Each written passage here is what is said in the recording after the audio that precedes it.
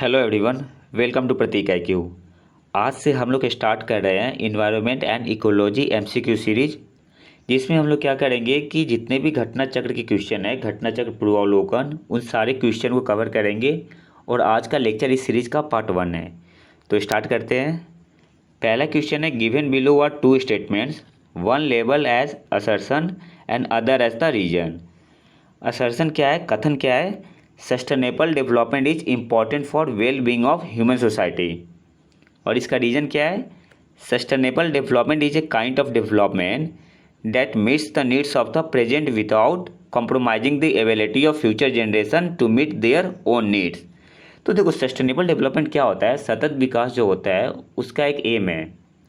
इसमें हमें क्या करना होता है कि नेचुरल रिसोर्स का ऐसे यूज करना होता है कि जो आने वाला जनरेशन है वो भी उस नेचुरल रिसोर्स का यूज कर सके।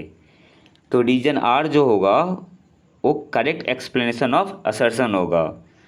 तो आपके पास ऑप्शन है both A and R R true. सही बात है, दोनों ट्रू है। And R is the correct explanation of A. तो ऑप्शन ए सही होगा, क्योंकि आर जो है सही व्याख्या करता है असर्शन का, कथन का। तो option A will be the correct answer. अब आते हैं सेकंड क्वेश्चन पे। क्वेश्चन है, इन्वायरमेंट रेफर्स टू, आपके पास ऑप्शन है। Option A, the natural world of land, water, air, plants and animal that exist around it. Option B है, the sum total of conditions which surround human being at a given point of time.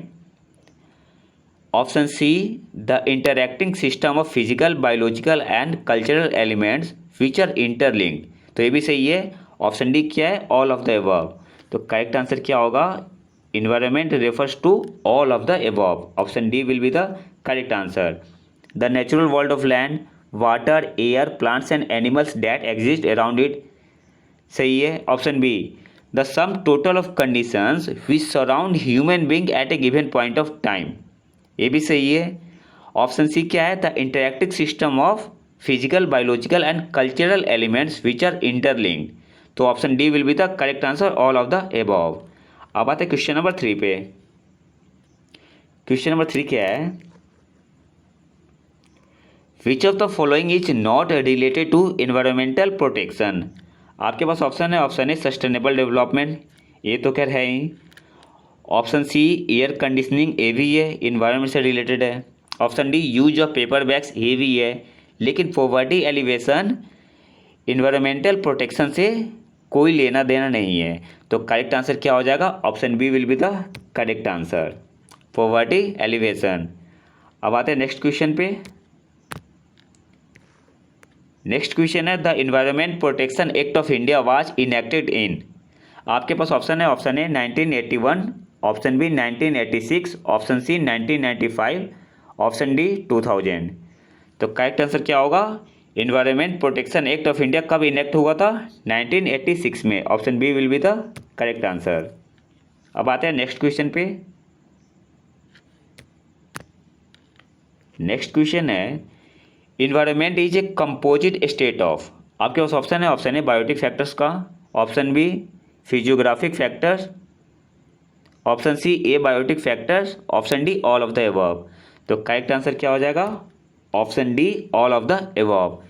Environment जो है ये composite state of biotic factor का भी है, physiographic factor का भी है, ए बायोटिक फैक्टर्स का भी है। तो करेक्ट आंसर हो जाएगा option D, all of the above. आते हैं नेक्स्ट क्वेश्चन पे।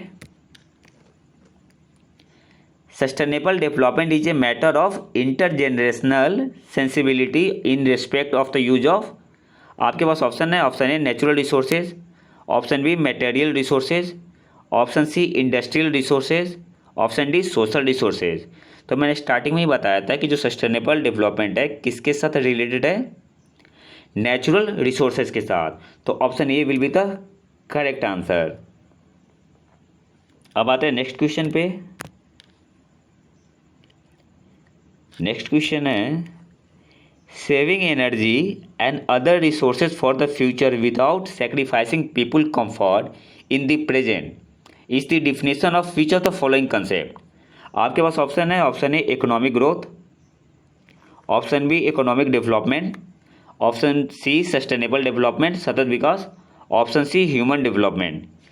तो करेक्ट आंसर क्या हो जाएगा? Saving energy and other resources for the future without sacrificing people's comfort in the present, ये किसका है डिफिनीशन? सस्टेनेबल डेवलपमेंट का है। तो करेक्ट आंसर क्या होगा? Option C will be the correct answer, sustainable development. अब आते हैं नेक्स्ट क्वेश्चन पे। नेक्स्ट क्वेश्चन है which of the following sustainable development goal will target the water availability for all and its permanent management up to 2030 in India. आपके पास option है, option A sustainable development goal 6, option B SDG 7, option C SDG 8, option D SDG 9। तो कौन सा वो था SDG?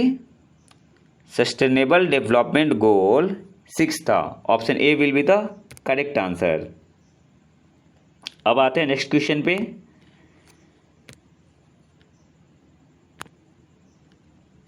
Question क्या है? The decade of sustainable energy for all is the initiative of. Option A है यूनाइटेड नेशन, ऑप्शन बी है India, option C है जर्मनी, ऑप्शन डी है वर्ल्ड बैंक। तो जो डिकेड ऑफ सस्टेनेबल एनर्जी है वो किसका इनिशिएटिव है? यूनाइटेड नेशन का है, इंडिया का है, जर्मनी का है या वर्ल्ड बैंक का है? तो करेक्ट आंसर क्या हो जाएगा? ऑप्शन ए यूनाइटेड नेशन का इनिशिएटिव है। अब आते हैं नेक्स्ट क्वेश्चन पे। The main role of solar radiation is in. जो सोलर रेडिएशन का मेन रोल है वो कहाँ है? ऑप्शन ए कार्बन साइकिल में, option B hydrogen cycle, option C water cycle, option D nitrogen cycle. तो करेक्ट आंसर क्या हो जाएगा? Option C the main role of solar radiation is in water cycle. Option C will be the correct answer. अब आते हैं next question पे। National environmental engineering research institute is situated at. आपके पास option है, option A Bengaluru, option B Hyderabad, option C Nagpur, option D New Delhi. तो correct answer क्या हो जाएगा? इसका शॉर्ट फॉर्म क्या होता है? NEERI, जिसे शॉर्ट में बोलते हैं नीडी। तो नीडी जो है वो कहाँ पे सिचुएटेड है? बेंगलुरु में है, हैदराबाद में है, नागपुर में है या न्यू दिल्ली में है? तो करेक्ट आंसर हो जाएगा option C will be the correct answer. NEERI कहाँ है? नागपुर में है। अब आते हैं नेक्स्ट क्वेश्चन पे। When and where the national environmental engineering research institute, जिसे क्या बोलते हैं नीडी, वाज एस्टैब्लिश्ड। तो नीडी की स्थापना कब हुई थी? आपके पास ऑप्शन है, ऑप्शन ए 1970 धनबाद में, option B 1958 Nagpur, option C 1956 New Delhi, option D 1960 Chennai. तो करेक्ट आंसर क्या होगा? ऑप्शन बी 1958 में। और कहाँ पे हुई थी? नागपुर में। अब आते हैं नेक्स्ट क्वेश्चन पे। What is important for sustainable development. सतत विकास के लिए क्या महत्वपूर्ण है? आपके पास ऑप्शन है, option A conservation of biological diversity, ये भी सही है। Option B prevention and control of pollution, option C है decreasing poverty, option D all of these. तो करेक्ट आंसर क्या हो जाएगा? All of these. अब आते हैं नेक्स्ट क्वेश्चन पे। Which one of the following is not the objective of smart city development. इनमें से कौन सा ऑब्जेक्टिव नहीं है स्मार्ट सिटी डेवलपमेंट का? आपके पास ऑप्शन है, option A good governance, option B clean green city, option C stabilising quality of life, option D smart mobility. तो करेक्ट आंसर क्या होगा? Option C stabilising quality of life objective नहीं है किसका? स्मार्ट सिटी डेवलपमेंट का। तो correct answer will be option C. अब आते हैं नेक्स्ट क्वेश्चन पे। International conference held in Rio de Janeiro was. आपके पास ऑप्शन है, option A United Nation conference on sustainable development, option B environment and pollution summit, option C international new economics, option D none of these. तो correct answer क्या होगा? Option A will be the correct answer. जो international conference held हुआ था Rio de Janeiro में, वो क्या था? United Nation conference on sustainable development. Option A will be the correct answer. अब आते हैं नेक्स्ट क्वेश्चन पे।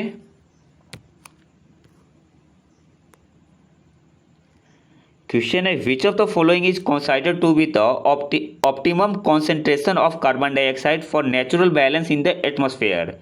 क्वेश्चन क्या पूछ रहा है कि एटमॉस्फेयर में कार्बन डाइऑक्साइड की कितनी मात्रा होनी चाहिए। आपके पास ऑप्शन है, option A 0.02%, option B 0.03%, option C 0.04%, option D 0.05%। तो करेक्ट आंसर क्या होगा? कार्बन डाइऑक्साइड की कितनी मात्रा होनी चाहिए? 0.03%। तो option B will be the correct answer. अब आते हैं नेक्स्ट क्वेश्चन पे। Which one of the following noble gas is not present in the air. कौन सा निष्क्रिय गैस है जो एटमॉस्फेयर में प्रेजेंट नहीं है, जो कि हवा में प्रेजेंट नहीं है? आपके पास ऑप्शन है, option A helium, option B argon, option C radon, option D neon. तो करेक्ट आंसर क्या हो जाएगा? ऑप्शन सी रेडॉन जो है वो हमारे एयर में प्रेजेंट नहीं है। तो option C will be the correct answer. अब आते हैं नेक्स्ट क्वेश्चन पे। Consider the following photosynthesis, respiration, decay of organic matter और volcanic action. Which of the following add carbon dioxide to the carbon cycle on earth. तो इसको क्या, इस type के क्वेश्चन को कैसे सॉल्व करना होता है? तो फोटोसिंथेसिस में क्या होता है कि ऑक्सीजन निकलता है, तो ये तो कार्बन डाइऑक्साइड ऐड नहीं करेगा। तो ऑप्शन ए यहाँ पे काट दो, ऑप्शन डी यहाँ पे काट दो। आपके पास क्या बचा अब? Option B and option C. तो रेस्पिरेशन में भी CO2 निकलता है, डिके ऑफ ऑर्गेनिक मैटर में भी CO2 ऐड होता है, और वोल्केनिक एक्शन में भी कार्बन डाइऑक्साइड ऐड होता है। तो 2, 3 and 4 will be the correct answer. Means option C will be the correct answer. अब आते हैं नेक्स्ट क्वेश्चन पे। The concept of weathering relates to. आपके पास ऑप्शन है, option A deposition of decomposed material, option B है change in weather condition day to day, option C natural process leading to the decomposition of rocks, option D none of the above. तो correct answer क्या होगा?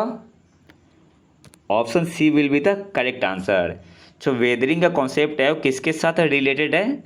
Natural process leading to the decomposition of rocks.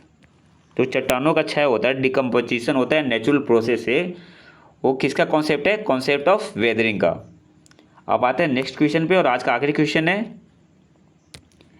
NEA stands for. NEA का full form क्या होता है?